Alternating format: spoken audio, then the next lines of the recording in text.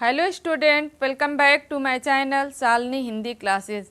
आज हम class 7th के बच्चों को पढ़ाएंगे महान व्यक्तित्व पुस्तक, और उसमें हम आज आप लोगों को पढ़ाएंगे पाठ 2 वैदिक कालीन नारियाँ।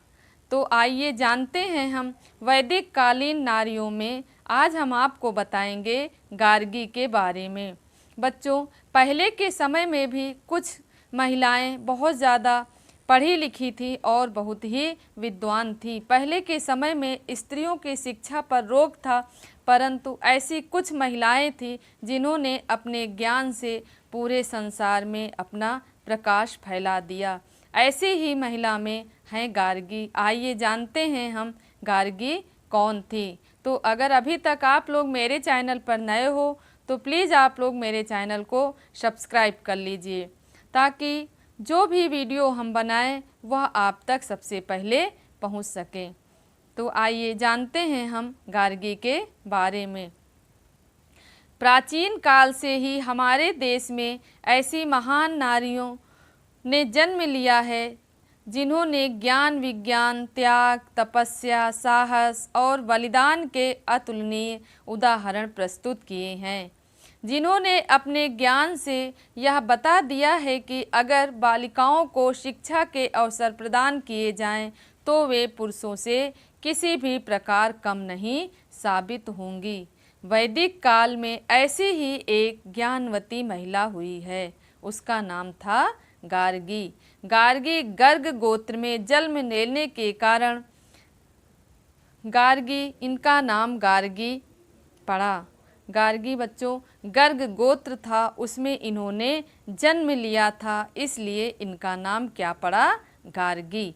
गार्गी अत्यंत शिक्षित विदुषी महिला थी।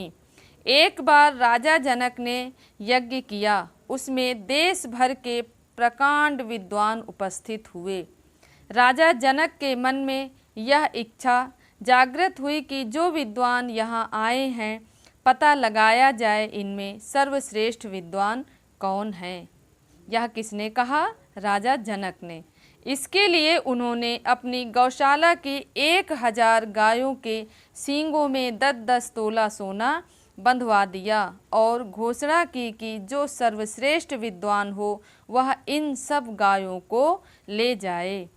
सभी विद्वान घबरा गए, क्योंकि गाय ले जाने का अर्थ था स्वयं को सर्वश्रेष्ठ विद्वान साबित करना। जब कोई भी गाय लेने आगे नहीं बढ़ा तो याज्ञवल्क्य ने अपने शिष्यों से कहा, उठो और गायों को ले चलो। शिष्य गायों को बांध कर ले जाने लगे। इस पर विद्वानों को क्रोध आ गया। उन्होंने बिगड़कर याज्ञवल्क्य से पूछा, क्या तुम इतनी बड़ी सभा में स्वयं को सबसे बड़ा विद्वान समझते हो? याज्ञवल्क्य ने विनम्रता पूर्वक उत्तर दिया, यह बात नहीं है।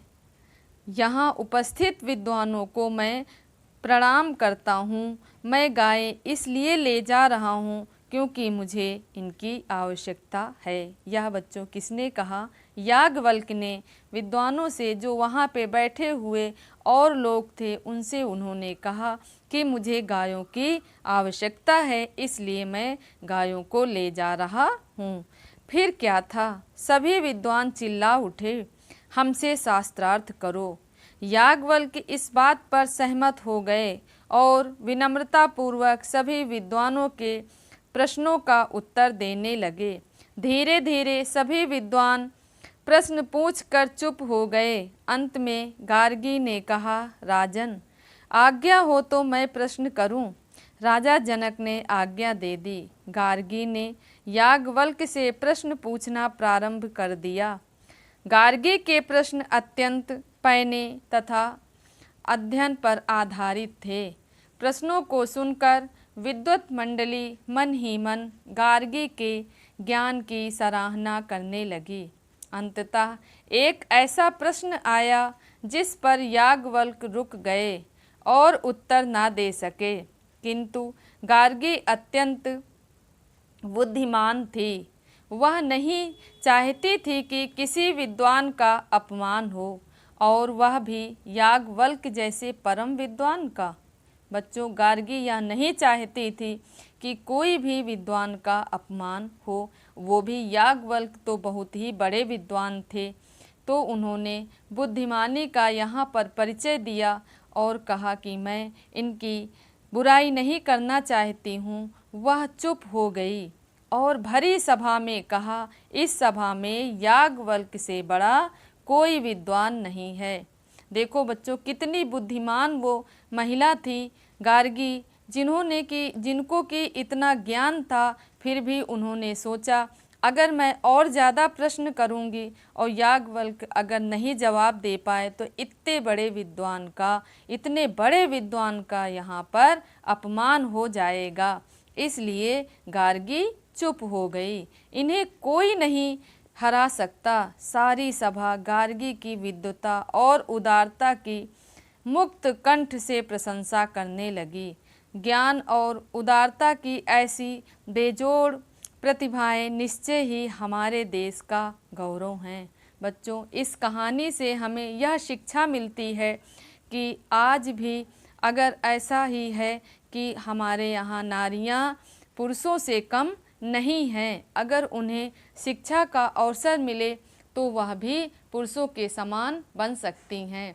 आज तो बच्चों महिलाओं को बराबर अधिकार दिया जा रहा है, परंतु पहले के समय में क्या था कि महिलाओं को पढ़ने की इजाज़त नहीं मिलती थी। उस समय गार्गी जैसी इतनी विद्वान महिला हुई तो आज तो सभी को पढ़ने का अवसर मिल रहा है।